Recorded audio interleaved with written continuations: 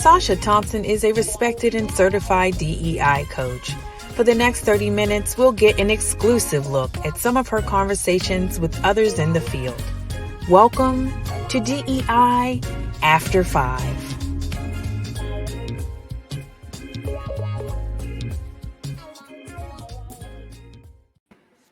Hey everyone, and welcome to this episode of DEI After 5 live. Right? This one is just coming straight out the gate. We were talking about Walmart, we're talking about ice cream, we're talking about Juneteenth, we're talking about the foolishness. Okay? So a few minutes ago, got a call saying, hey, let's do a live one this. And of course, we need to have this conversation. And so I'm going to be talking to my producer, Leon Thomas, and really trying to unpack what is going on with Walmart. So, Leon, how are you? Sasha, hi. I'm well. Kinda okay. Just like you and many others, I saw this post this morning. What? Yes, it's the foolishness. It's the foolishness. All of it. Yeah. It is exactly what not to do. Yeah. And you think Walmart has to have someone in charge of DEI, race relations, somebody with some common sense. They've got to have somebody there. Who signed off on this? How? Yeah, I actually saw this over the weekend and put it aside because I cannot wrap my brain around it right now. But I did look on LinkedIn to see. I looked up Walmart diversity and inclusion, or diversity or something like that. Several people in that organization are running or leading diversity, equity, and inclusion. So I don't know how something like this misses all of them, right? How did they either miss it, or was there a process that they weren't a part of, which is a whole other conversation. But in my post this morning, I talk about this is exactly what happens when diversity, equity, and inclusion stays within one department, typically HR, right? So this is when the focus is primarily on recruitment and retention and some PR stuff just to make it look like you're doing the right things. This is not an integrated DEI effort. This is not something that goes across the organization so that other parts of the business see, okay, this is not okay. This is a total disconnect. Yeah, total disconnect. And one of the things that you talk about a lot on your show, DEI After 5, is the importance of continuity within the organization, right? You've had many guests on that talk about how important that is, that it cannot be just a function of one department. Everyone has to know what's going on. This is really bad. And for those that haven't seen what we're talking about here, I'm going to put an image of it up right on the screen here. This is what we're talking about. This Juneteenth. This is the Pride one, right? But there's one on Juneteenth also, where, and they even trademarked it. Are you kidding me? Oh yeah. Someone just wasn't. They didn't think this through. I don't understand how this could happen. I just don't get it. Yeah, I actually did a post within my post. The company that trademarked it is a food and beverage company. They were trademarking Juneteenth as the flavor. Wow. Because they're doing red velvet, whatever this flavor is.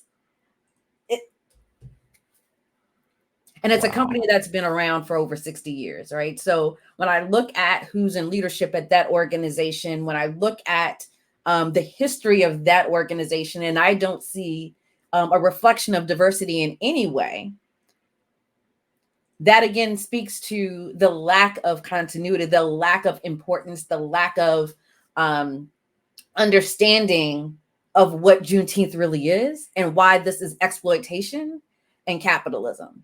Like, this isn't about diversity and inclusion. This is truly about exploitation of a holiday so that they can make money.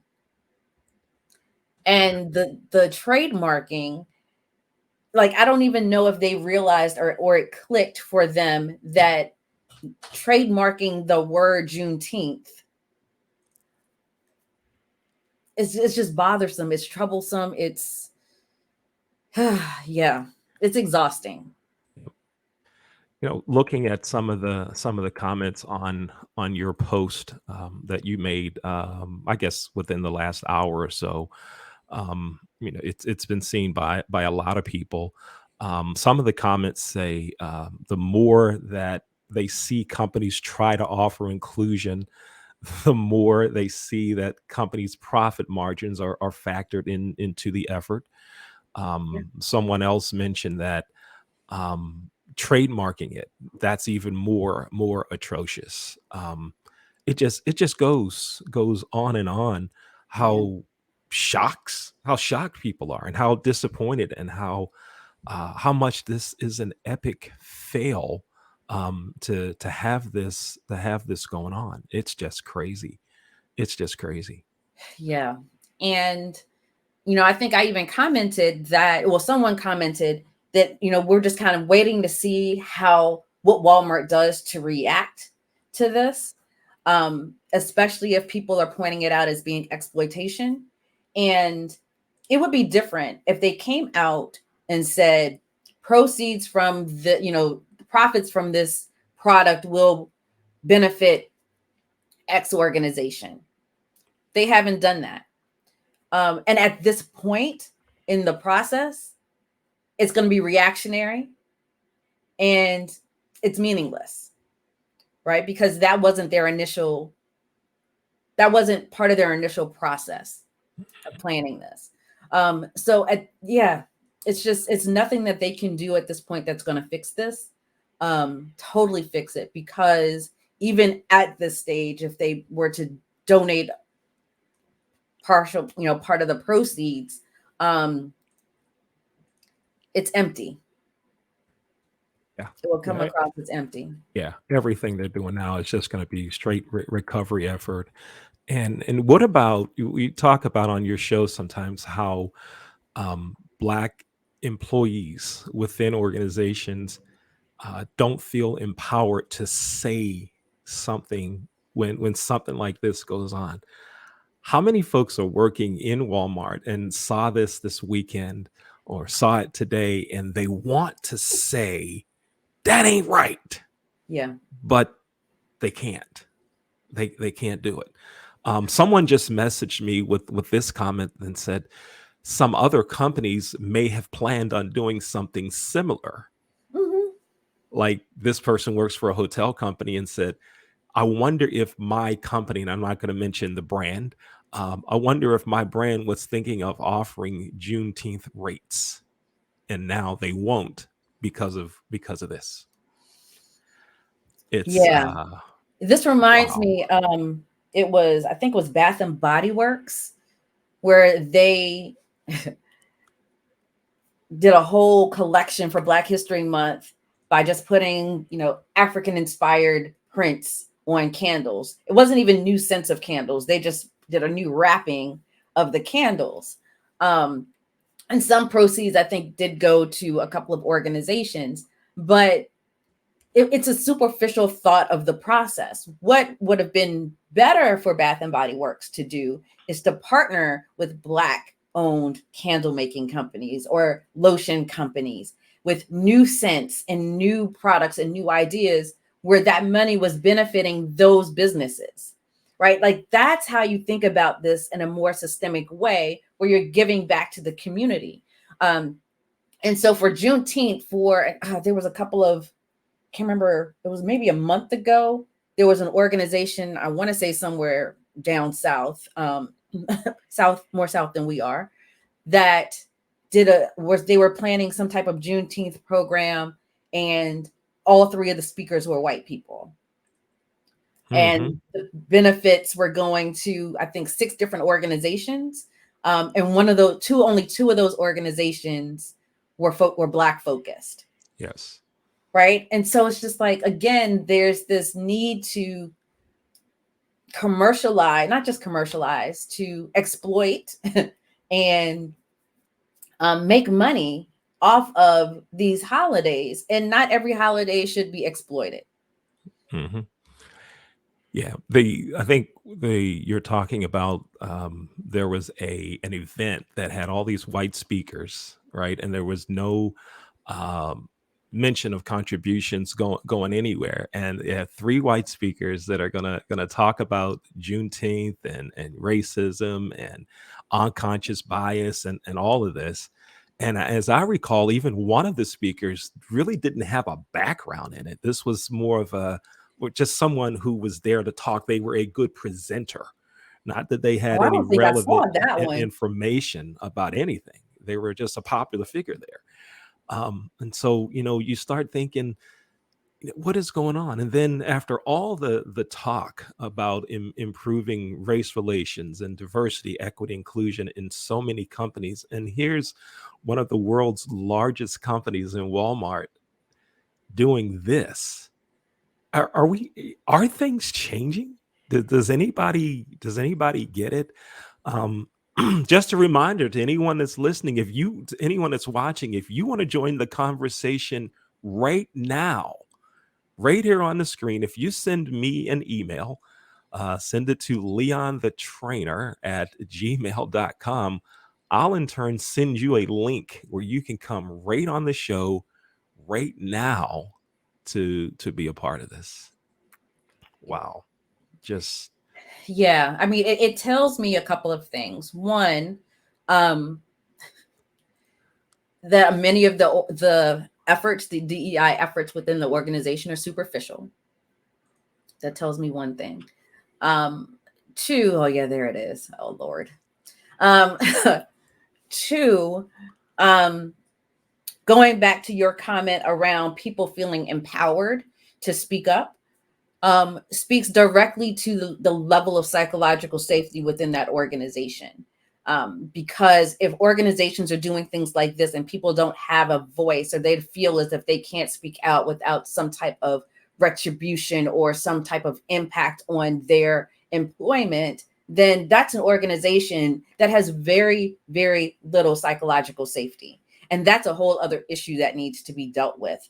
I'm doing a lot of work with some organizations right now in that space. And part of the challenge has been when people feel like they can't speak up to leadership or say, hey, something is going wrong or awry, the impact is greater than just that moment, right? We're seeing this now, right? Walmart is now being trending because of some foolishness, right? Whereas their intentions were probably great, but it was just the impact that they didn't think about. So there's so much that can be done within these organizations. And I think this is the time to use this as one of many examples of what not to do. And particularly if you are in a product type of organization where you are manufacturing products, who needs to be at the table? Who needs to be part of these conversations? And who will be able to have who will be empowered enough to speak up and say, no, this is not the direction that we want to go in, or be able to talk through, okay, if we make this decision, then we need to be prepared for this type of reaction.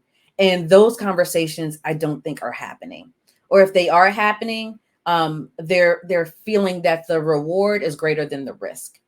And that in itself is problematic as well, too. Mm-hmm.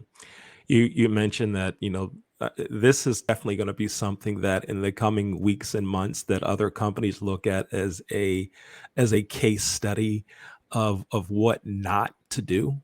Yeah. But you know what, though? It wouldn't surprise me if someone at Walmart or many folks through social media try to explain Oh yeah. why Walmart did this and try to get others to make sense of it. And I'm trying to think of what are some of those business reasons, what are some of those social economic reasons that Walmart or a consultant or someone who gets it with them would say, yeah, here's why they did it.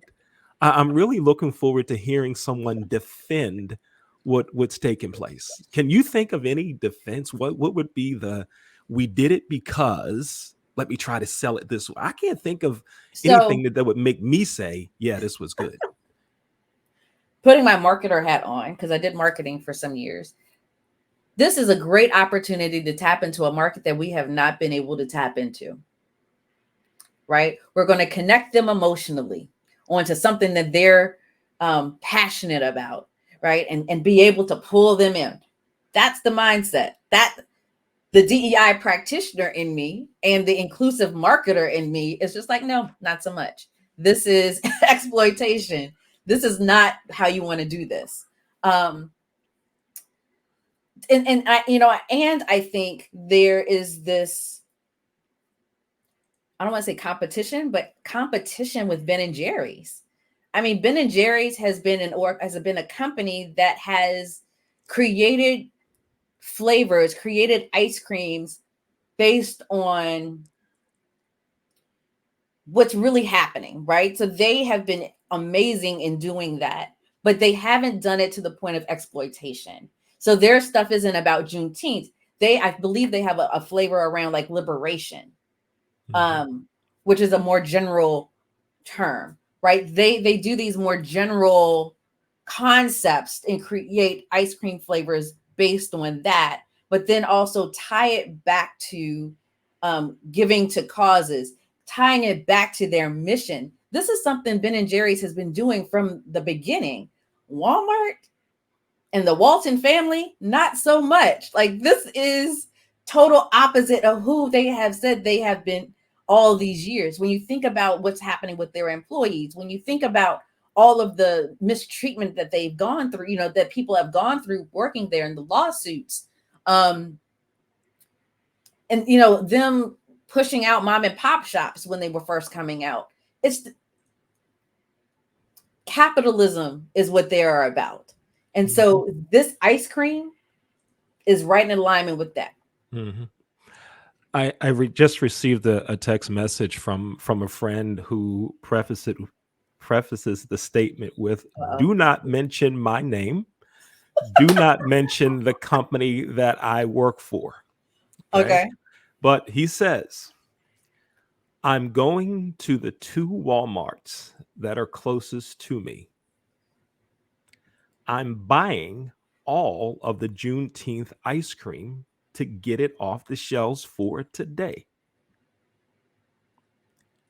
No, don't do that. And I'm thinking, don't do that. That's spending money where you really don't want it spent. Yeah. And this person's white, by the way. So I Oh, think no, they were no. trying to support Good intentions. they were well intended, but that's not where we want you to go. So you're watching because you said so right here. Don't do that. Don't do it. Don't do it. Don't do that. In fact, don't shop at Walmart at all. Don't do it. Don't do it. If you're going to buy ice cream, buy Ben and Jerry's. Yes. Or buy something that's buy an ice cream by a Black owned company, right? Like, that's how you make your dollars work, right? Leave the Juneteenth stuff on the shelf. Right.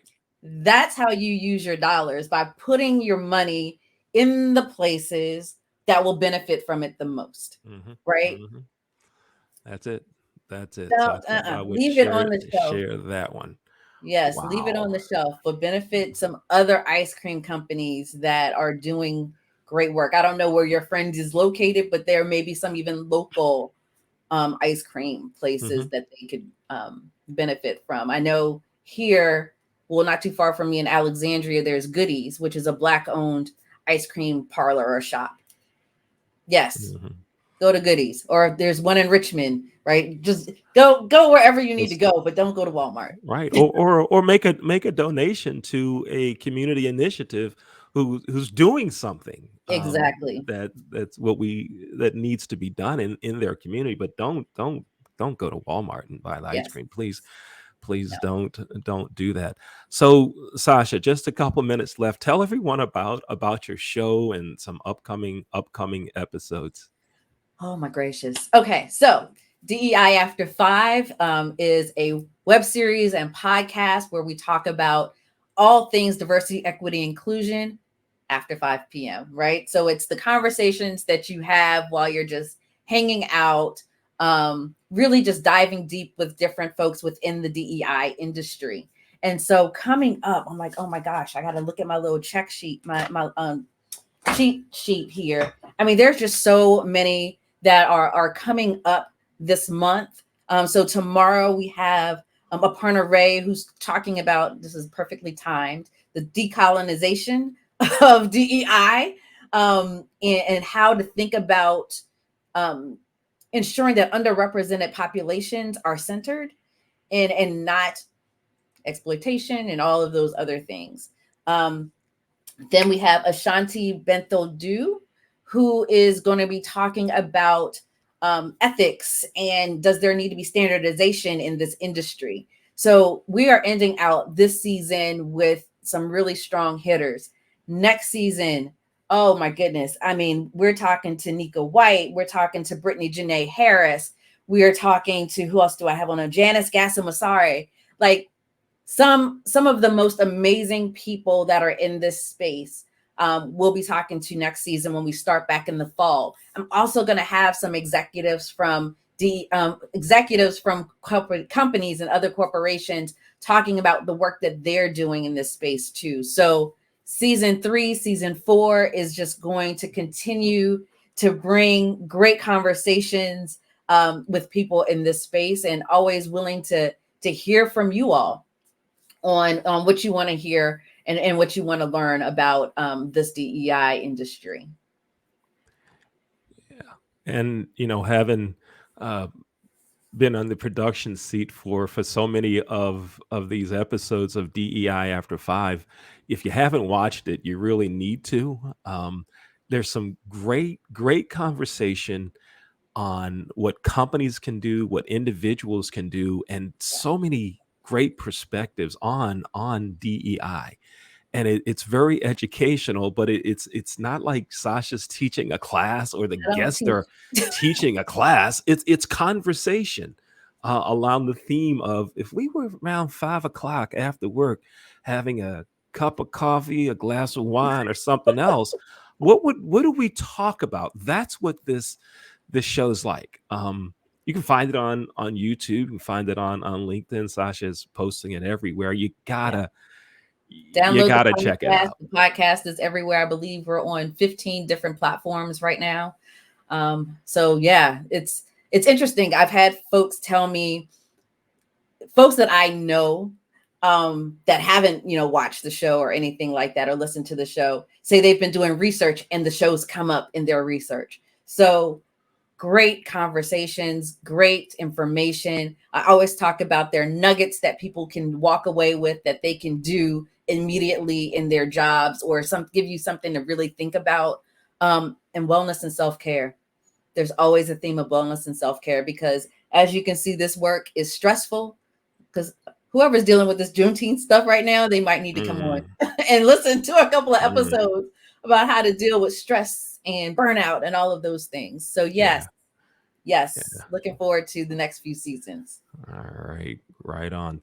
Sasha, it's great to have you on this pop-up show. Yes. And just to talk about this, folks that are going to be watching the replay of this, I'm sure they're going to have some comments about it. And this is a conversation that's going to be going on through Memorial Day, Yes. through June. We know this is gonna be something, and so it's good to have you here, that we can talk about this. So thank you. Thank you, Leon. Thank you for being like, hey, I think we need to do a show. Yes, let's do it. Let's do it. So thank you for that. I'm looking forward to seeing all of your comments. Please feel free to write comments to this on my post. Send them to me in my DMs. Want to hear from you. because as Leon said, this conversation is going to continue going on. All right. Thank you, folks. Again, I encourage you to check out Sasha's podcast and web show called DEI After 5. Thanks, everyone. Thanks for watching. Take care.